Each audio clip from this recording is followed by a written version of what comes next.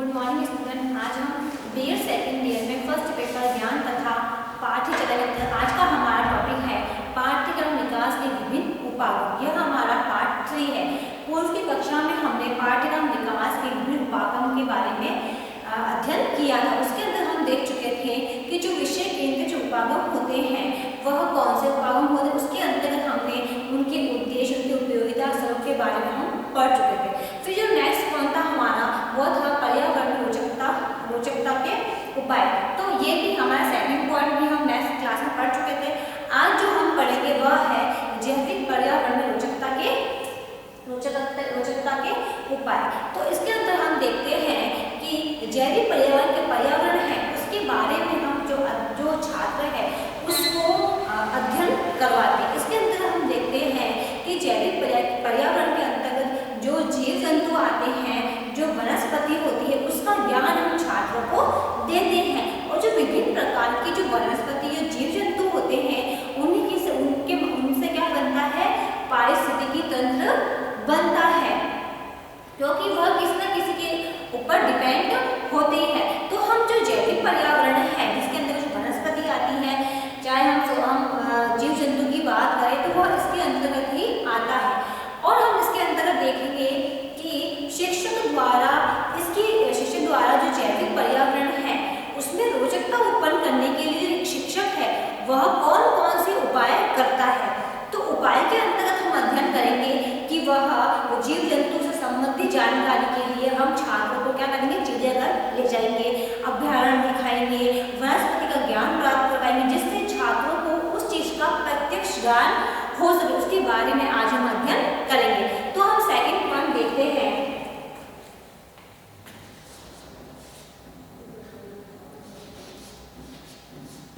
जैविक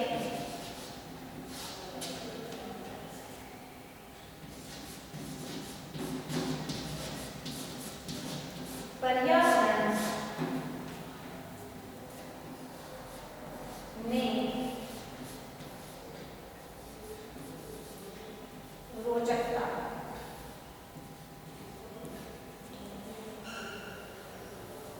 जैविक पर्यावरण में रोचकता के लिए कौन कौन सा जो शिक्षक है वह क्या उपाय करेगा। सबसे पहले हम देखते हैं कि जो शिक्षक है वह वन्य जीवों को दिखाने के लिए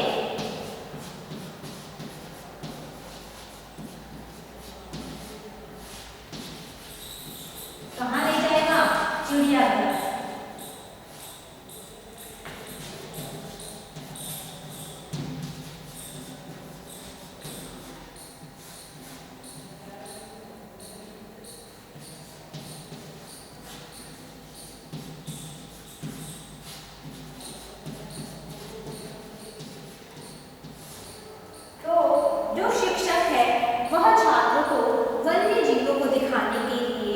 चिड़ियाघर में ले जाएगा, जहाँ पे जो छात्र है वह जो जीवों की प्रकृति होती है कि जीव की प्रकृति किस प्रकार है या कहें हम कि स्वभाव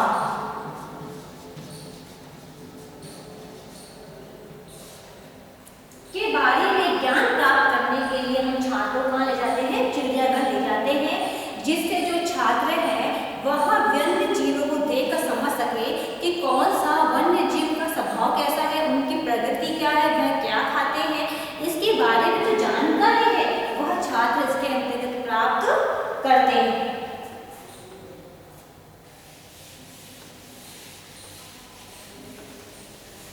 फिर नेक्स्ट है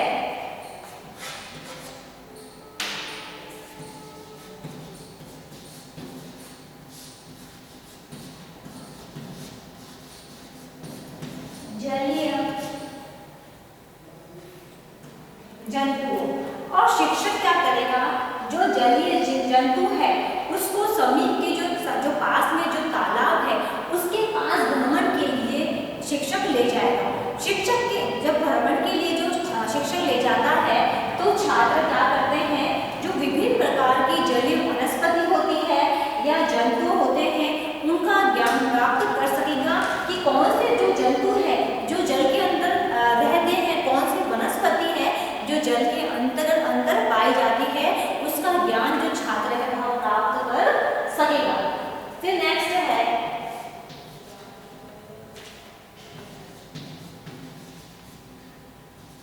अभ्यारण का ज्ञान। और इसके साथ साथ जो शिक्षक है वह समय समय पर छात्रों को विभिन्न प्रकार के जो अभ्यारण्य है वहां पर भ्रमण के लिए ले जाना चाहिए, जिसके अंतर्गत जो छात्र है वह जीव जंतु वनस्पति के बारे में जानकारी प्राप्त कर सकेंगे। फिर नेक्स्ट है पक्षी व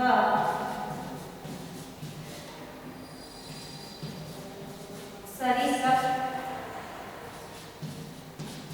वर्ग के जीव।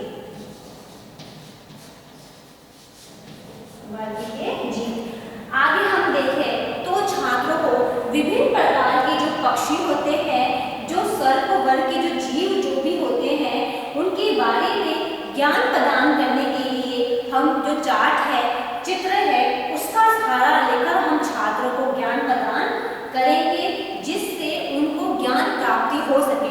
क्योंकि जो ये जीव होते हैं, जो सर्प वर्ग के जो जीव है या उनके पक्षी है, उनको प्रत्यक्ष कोई चीज अगर हमें दिखाना, प्रत्यक्ष कोई चीज हम छात्रों को दिखा नहीं सकते, तो हम क्या करेंगे, हम चार्ट के माध्यम से, चित्र के माध्यम से छात्रों को उस जीव के बारे में जानकारी देंगे कि कौन से जीव कैसे होते हैं। उसका ज्ञान हम कैसे देंगे, चार्ट और चित्र के माध्यम से हम छात्रों को ज्ञान प्रदान करेंगे।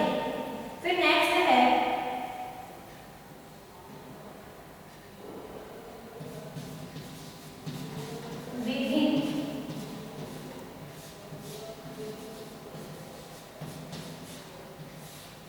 प्रकार की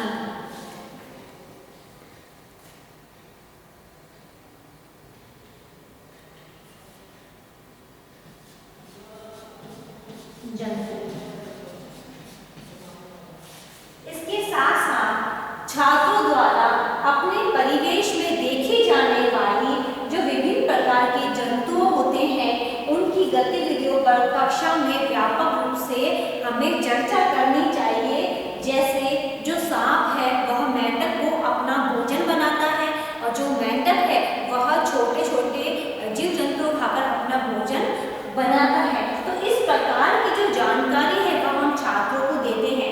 जब सांप मेंढक को अपना भोजन बनाता है और जो मेंढक जो जीव जंतु खाता है, तो उसको क्या कहा जाता है, खाद्य श्रृंखला कहा जाता है। तो इसके बारे में हम क्या करेंगे कि जो भी गतिविधियां हो रही है या विभिन्न प्रकार के जंतु हैं, उनकी जानकारी हम छात्रों को कक्षा के अंतर्गत एक वार्तालाप के दौरान हम छात्रों को कहानी प्रस्तुत करेंगे, जिसके माध्यम से हम छात्रों को बता सकते हैं कि कौन से जो जीव है वह किसको भोजन बनाते हैं, और भोजन बनाने के बाद जो खाद्य श्रृंखला है वह किस प्रकार बनती है, इसकी जानकारी हम छात्रों को इसके अंतर्गत देंगे। फिर नेक्स्ट है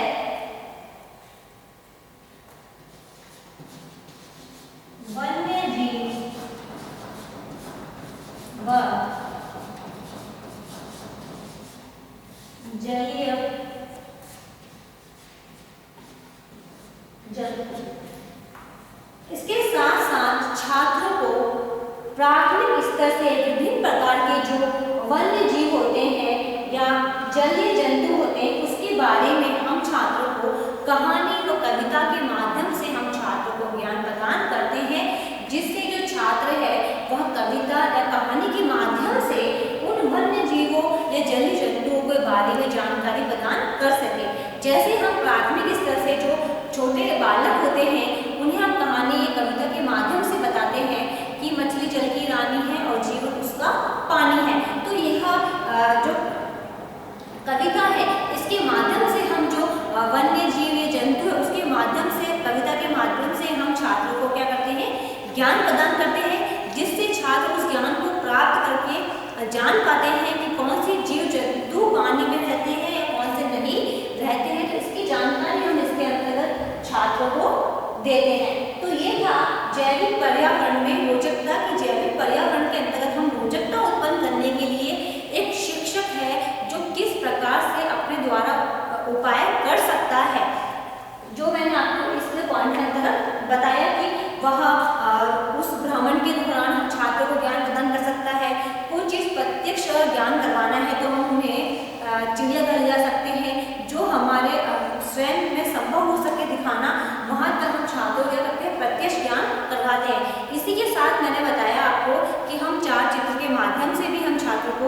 जानकारी प्रदान कर सकते हैं। अब हमारा नेक्स्ट पॉइंट है तीसरा,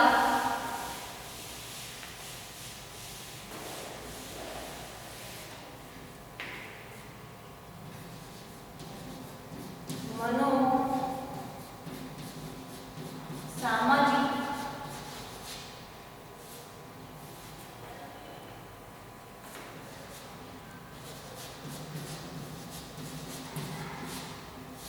पर्यावरण में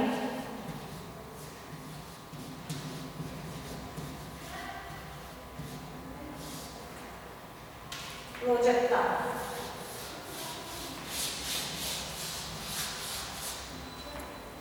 कि मनोसामाजिक पर्यावरण में रोचकता, इसके अंतर्गत हम देखें तो इसके अंतर्गत जो विभिन्न प्रकार की जो सामाजिक परंपराएं होती हैं या सांस्कृतिक जो कार्यक्रम होते हैं उसको सम्मिलित किया जाता है।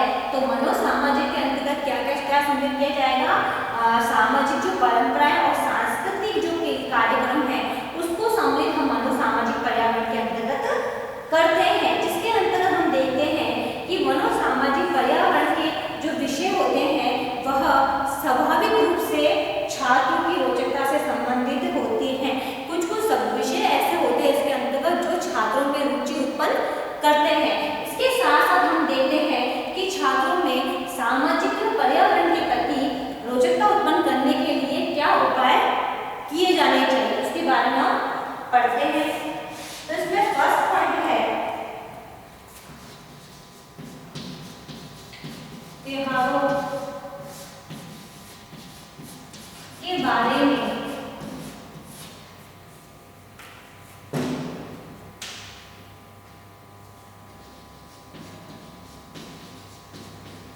जानकारी प्रदान करना। कि छात्रों को विभिन्न प्रकार के जो त्योहार हैं उसके बारे में हम उनको जानकारी प्राप्त कर सकेंगे और उनकी व्याख्या करके हम छात्रों को ज्ञान प्रदान कर सकते हैं। और जो भी हम जानकारी इसके अंतर्गत देंगे वह पर्यावरण के संदर्भ में भी हम संदर्भ में जानकारी होनी चाहिए। जैसे दिवाली का जब त्योहार आता है उसको भी हम क्या करेंगे? परिवेशीय स्वच्छता के अभियान के दौरान हम छात्रों को ज्ञान प्रदान करवाएंगे, क्योंकि जब दिवाली का त्योहार मनाया जाता है तो उसके अंतर्गत भी जो व्यक्ति होता है वह घरों की सफाई करता है, खुदाई करता है, अन्य विभिन्न प्रकार के कार्य करता है, साफ सफाई करता है। तो हम इसी के इस त्योहार के साथ साथ हम क्या करेंगे? स्वच्छता अभियान से जुड़ी जो भी बातें हैं वह हम ज्ञान प्रदान दूसरों को करेंगे, जिससे जो व्यक्ति है वह स्वयं के आसपास तो सफाई रखेगा परंतु वह दूसरी जगह भी अपनी स्वच्छता को बनाए रखेगा। तो इसके अंतर्गत हम क्या करेंगे? दिवाली के त्योहार के संदर्भ में हम पर्यावरण को जोड़ते हुए हम जानकारी प्रदान करेंगे। फिर नेक्स्ट है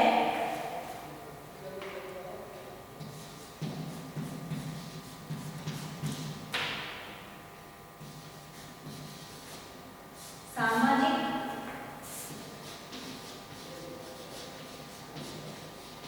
परंपराओं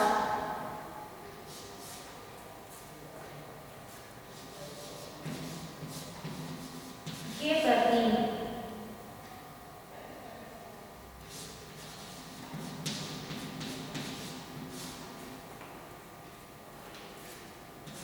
छात्रों में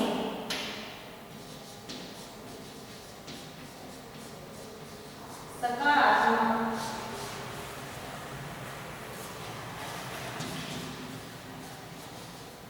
दृष्टिकोण उत्पन्न करना चाहिए। इसके साथ साथ हम देखें तो जो विभिन्न प्रकार की जो सामाजिक परंपराएं हैं उसके प्रति छात्रों को सकारात्मक दृष्टिकोण उत्पन्न करना चाहिए। जैसे बाल विवाह, विधवा विवाह आदि हम नाटक के द्वारा जो सामाजिक परंपराएं हैं इसके प्रति हम छात्रों को जो सकारात्मक दृष्टिकोण उसको नाटक के माध्यम से प्रस्तुत करेंगे। जो जो सामाजिक परंपराएं होती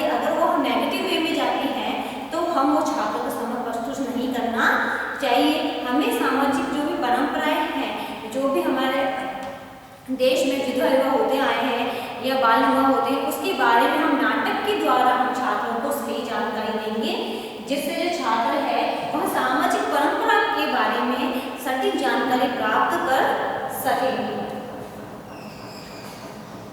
फिर नेक्स्ट है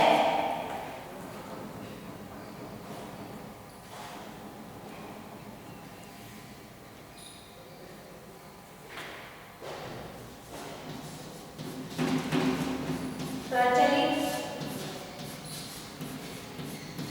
गीतों का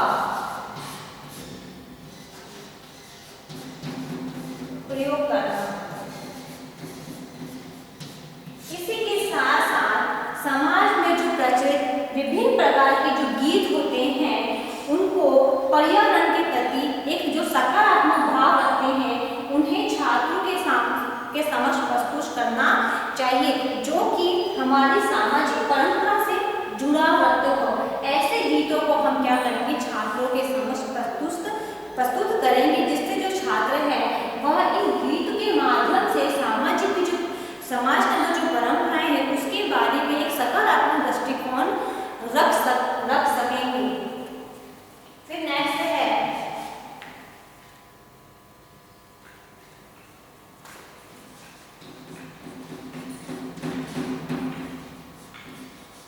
सामाजिक संबंध को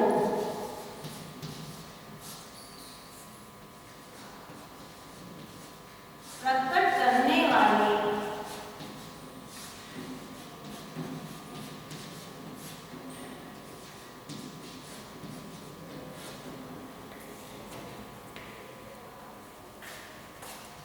गीत व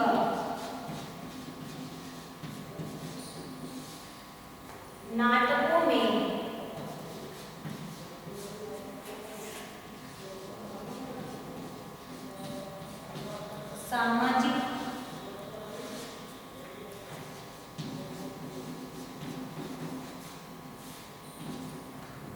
सामाजिक संबंध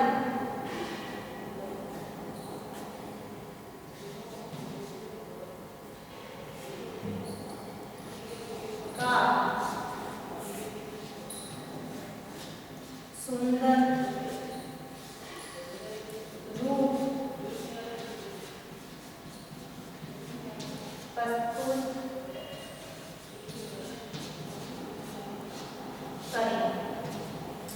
इसी के साथ साथ सामाजिक संबंध को प्रकट करने वाले जो गीत होते हैं, जो नाटक होते हैं, उसको भी छात्रों में सहभागिता सुनिश्चित करनी चाहिए। और जो गीत है उनके अंतर्गत नाटकों के माध्यम से जो सामाजिक संबंध होते हैं उनका एक सुंदर रूप प्रस्तुत करना चाहिए। अब हम नाटक और गीत के माध्यम से जो सामाजिक संबंध है उसको कैसे प्रस्तुत करेंगे। जैसे एक पिता का पुत्र से संबंध क्या होता है, एक गुरु का शिष्य से क्या संबंध होता है, तो इस प्रकार के जो संबंध होते हैं पिता पुत्र के, गुरु शिष्य के, तो उस संबंध को हम नाटक और गीत के माध्यम से हम छात्रों के समक्ष प्रस्तुत करेंगे। तो छात्र जब इस नाटक के माध्यम से इन सामाजिक संबंध को जान पाएंगे तो उनके बारे में अधिक जानकारी प्राप्त कर सकेंगे। तो हम क्या करेंगे कि गीत व कविता के माध्यम से या नाटक के माध्यम से ही सामाजिक संबंध को हम छात्रों के सामने प्रस्तुत करेंगे। अब नेक्स्ट पॉइंट है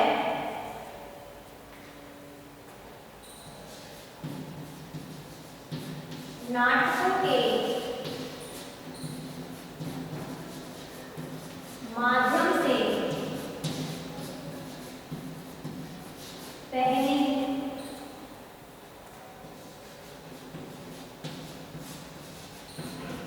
जाने वाली वेशभूषा को बताना।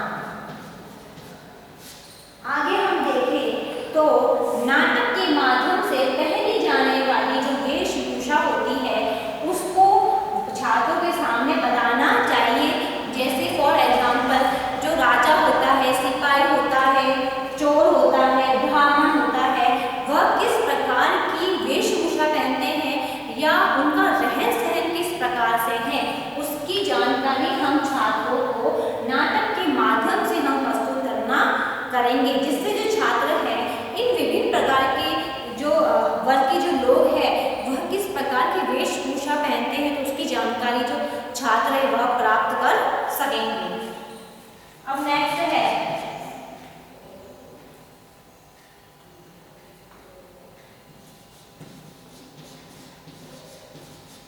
पर्यावरणीय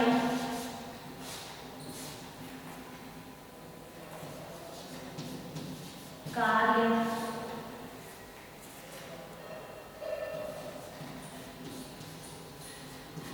सामूहिक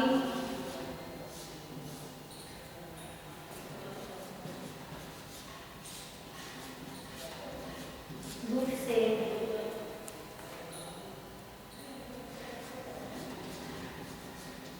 संपन्न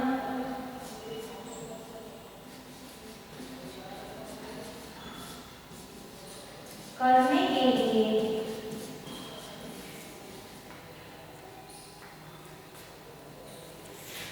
प्रेरित करना चाहिए,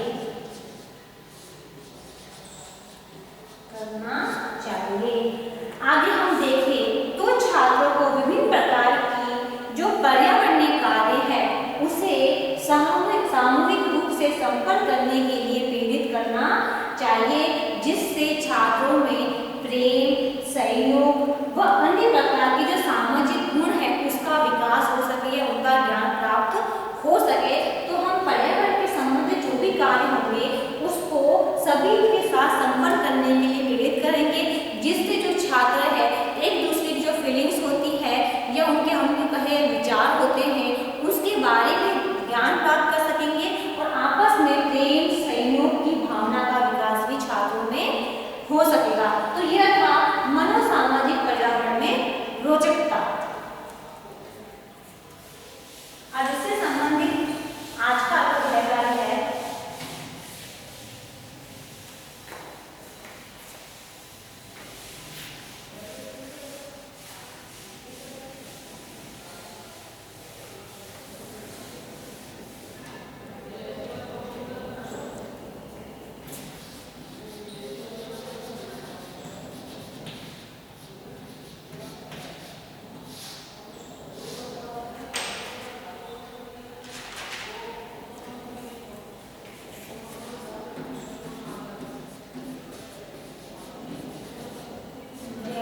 पर्यावरण।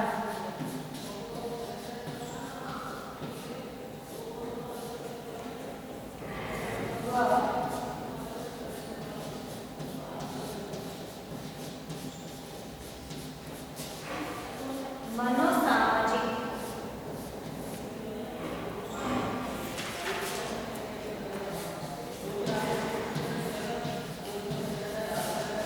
पर्यावरण में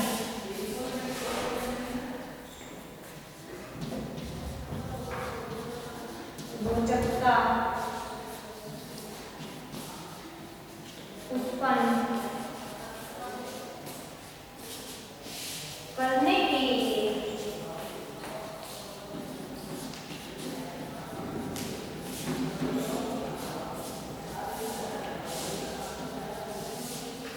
उपायों का वर्णन कीजिए।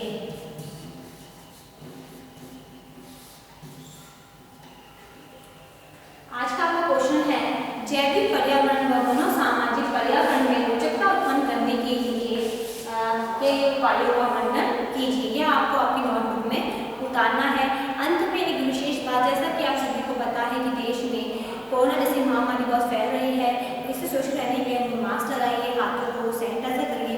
यदि आप बाहर जाते हैं किसी व्यक्ति के संपर्क में आते हैं तो कम से कम 6 फीट की दूरी बनाए रखिए, जिससे आप सुरक्षित होंगे तो आपका घर भी सुरक्षित रहेगा। धन्यवाद।